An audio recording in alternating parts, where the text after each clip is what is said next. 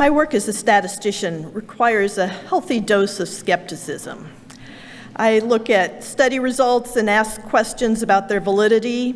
Is there some other information, perhaps unmeasured, that's missing? Is this just nonsensical correlation that we're seeing? Do I trust these results, or do things just look too good to be true? That view of the world spills over to everything I read and see, which isn't all bad, but I find that I need balance. Here in this beloved community, I find that balance and more, be it with a piece of music, a song, a warm meal, or just a smile. I'm pulled outside of myself and encouraged to grow and trust. Here, I'm reminded that I'm part of something larger, and that in community, we can do great things. Here, amongst all of you, I find hope. For the chalice lighting, I've chosen words by Betsy Dar. May the light of this chalice give warmth, light and warmth to our community when we are joyful and when we despair. And may we feel the warmth spread from our circle to the wider and wider circles until all know they belong in the one circle of life.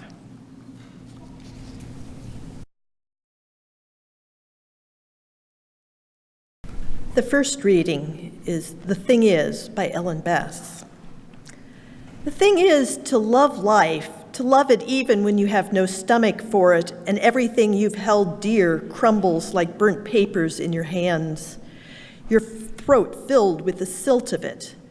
When grief sits with you, its tropical heat thickening the air, heavy as water, more fit for gills than lungs.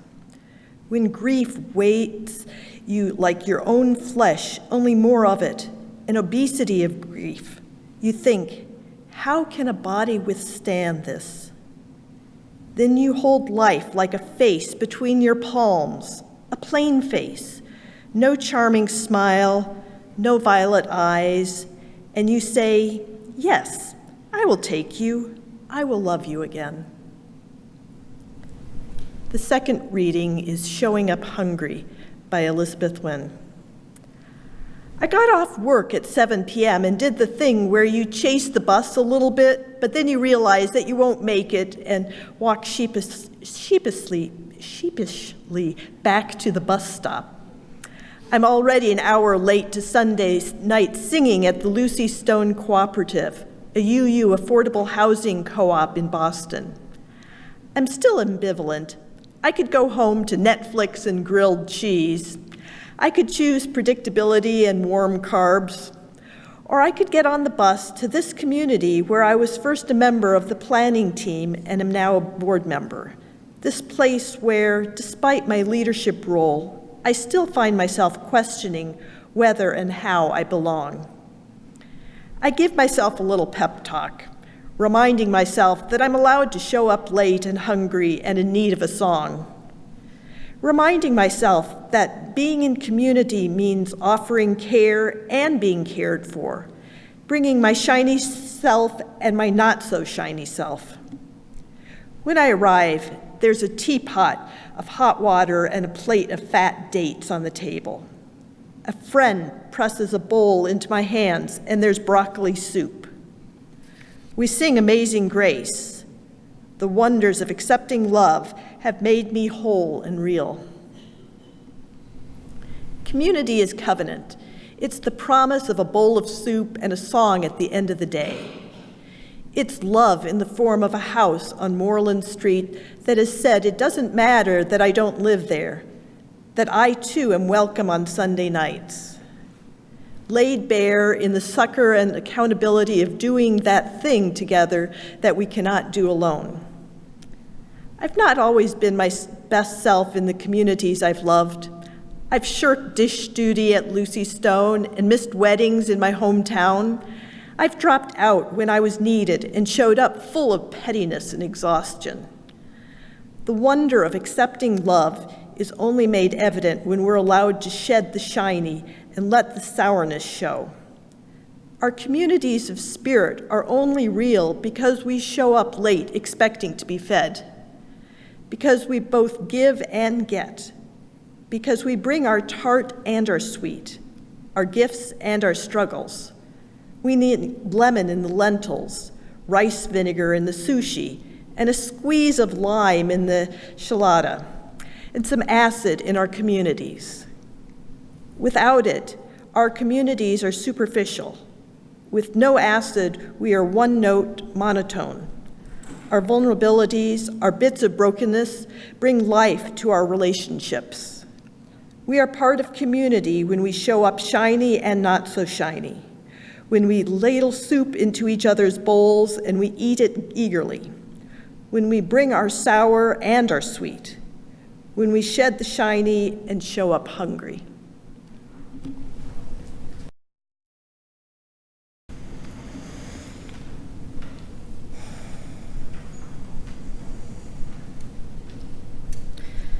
Our political times are challenging. Our planet seems to be suffering under our weight, and people are scared and confused. We're living in divided times. Some of us may be starting to lose faith in the possibility of goodness or hope or humanity. How do we know who to put our faith in? How do we tell a snake oil salesperson from a genuinely helpful person? How do we see behind the masks people put on to make it through life? Growing up Unitarian Universalist with an optimist for a mom, I've always believed that people are inherently good. I could easily have been the child that talked for a good 10 minutes with my grandfather, who she had never met, and then said, "My mom said I shouldn't talk to strangers." What's a stranger? In one of my professional evaluations, one of the many hoops I had to jump through to become a minister, the results said that I have the tendency to be too trusting when it comes to the motivations of others, which I find perplexing because I usually see it clear and obvious when someone's trying to take advantage of me. I have rarely given, sold, or bought something and regretted it. I have given money to people who have likely used it to buy drugs. I have sold something to someone who never paid me what they owed me for it. And I have bought something that I didn't need or really even want from someone because they asked me nicely. And I have rarely regretted serving a need in another person. I remember reading a while ago a story of a man who had his jacket stolen on the subway right in the middle of winter, and he followed this thief, chasing him right out the door. Wait, you forgot the hat and gloves. I don't know, maybe I am naive to give most people the benefit of the doubt, to think that most people are acting in good faith. Maybe I'm naive to believe that no one really wants to beg on the street or be so poor that they can't meet their financial obligations, or have to sell ugly trinkets or gum on the street corners. Maybe I am naive. Or maybe I've started to see that I am in no position to question the motives of people who are struggling. I am in a position to question the motives of people who seem to be thriving on discord and the destruction of others. Maybe my inherent trust in humanity is balanced by my upbringing in a religion that has the inherent distrust of authority built into its bones. Unitarianism and Universalism both were founded on the rejection of authority, both based on refusing to accept religious doctrine that was just handed to them. I was raised to not take things at face value. If it seems too good to be true, it probably is. Do your research and your due diligence before making decisions. We know who not to trust, right? Without the proof of trustworthiness. They say not to trust salespeople or politicians or lawyers or contractors or mechanics. People who are too charismatic, we can't trust them, or people who collect other people, or people who look too trustworthy or just too shifty. We can't trust anyone who has their own best interest at heart. But then who can we trust? Because everyone has their own best interests at heart. In these unstable times when world politics is uncertain, when it seems like the planet is trying to shake us off her surface with horrifying natural disaster after natural disaster, with snow in the middle of May, when more and more of us are hungry and homeless, it becomes harder and harder for us to have faith in others, to have faith in goodness, in humanity. It becomes clearer and clearer that we aren't all playing with the same rules, that white people are playing with a stacked deck, and most of us are happy to keep it that way. My theology holds that every being is worthy of love and compassion, even the people I don't trust, even the people who want to take advantage of others, even the people who could care less whether I live or die. Inherent worth, though, doesn't mean unchanging goodness. It doesn't mean inherent trustworthiness. My theology asks me to have faith in people, but my theology doesn't ask me to be in relationship with or trust people who hurt me or others intentionally. If someone proves to be untrustworthy, abusive, deceitful, or manipulative, I will not hesitate to put limits and boundaries around our interactions. I will not put myself or others in positions to be abused or manipulated. So, am I too trusting? Do I have too much faith in others' motivations? No, I have just enough. I am no sheltered fool. I live in the same world that you do, and I've held the cool ashes of my hopes and dreams in my arms and wept tears that felt unending. I've held the warm, sleepy body of other dreams snuggled close in my arms and wept again, wept tears that felt unending. And still, I choose to hold the face of life in my hands, the plain, unsmiling face with eyes that don't glitter with promise.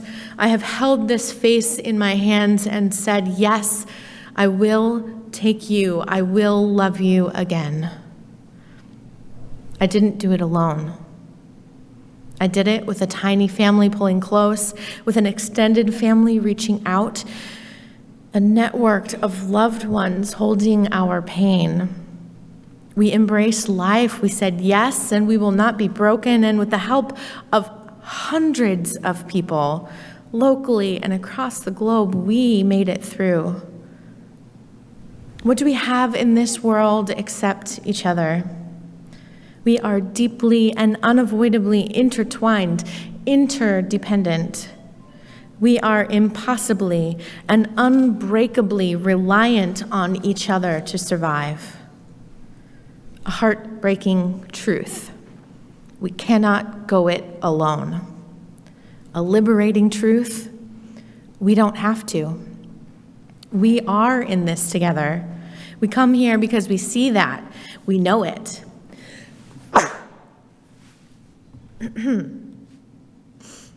We come here because we see that and we know that. We come into the sanctuary on Sundays, the social hall, the place we gather for coffee. We come to these places to be together, to share a meal or to share a message, to share ourselves, our vulnerabilities and strengths, our loves and hopes, our fears and anxieties. We come to this place where the human is celebrated and the compassionate is expected. We come to be in community because we have faith in each other. We have faith that we can show up late and hungry and in need of a song. Being in community means offering care and being cared for, bringing my shiny self and my not so shiny self. When we're running late and we miss the bus and we realize it could be so much easier to go home and watch Netflix and eat a grilled cheese sandwich, but then we show up anyway. We do the harder thing to find connection and community. My theology says the only thing that will keep us from destroying ourselves and each other is groups of people who have faith in love and inherent worth. Communities of compassion, strengthening us with warm tea, a bowl of soup, and a song, warming our hands, our bellies, and our hearts. Communities that make room for our sour and our sweet, that don't expect perfection, that show us that good works are done even in our mistakes and in our learning, that we are worthy even in our grumpiness as well as in our joy. Communities that hold a mirror to our lives and help us see the beauty and the flaws, both intertwining and the same, helping us to heal our hurts and to examine our wrongdoings. Unitarian Universalist communities have been my nest, both that I was born into, learned to fly from, and the nest I have made for myself to come home to.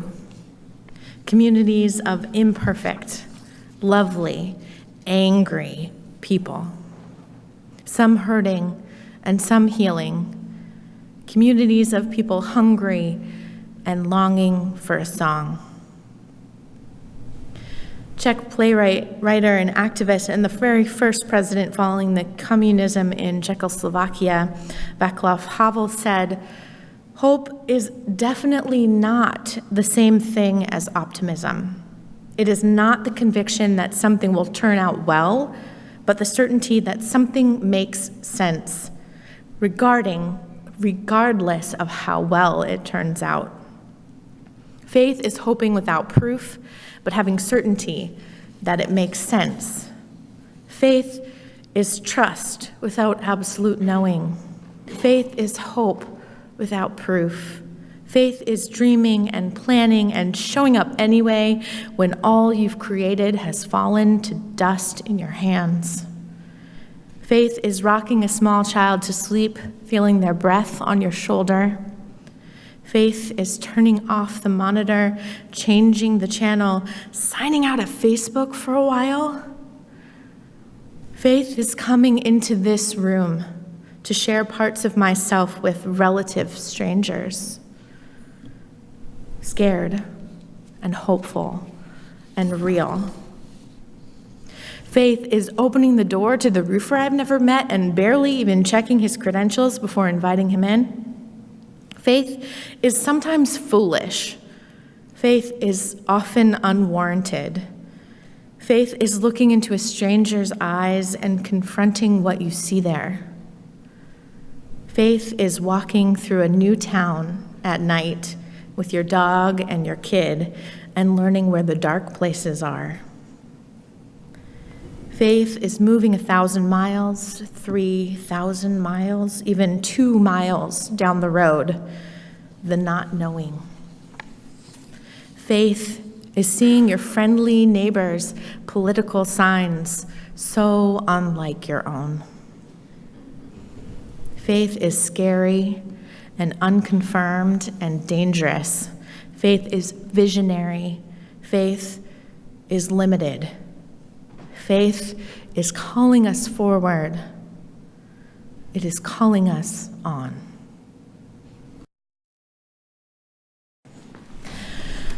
When our faith is shaken, when our world is raw, when our hearts are broken, let us remember this truth.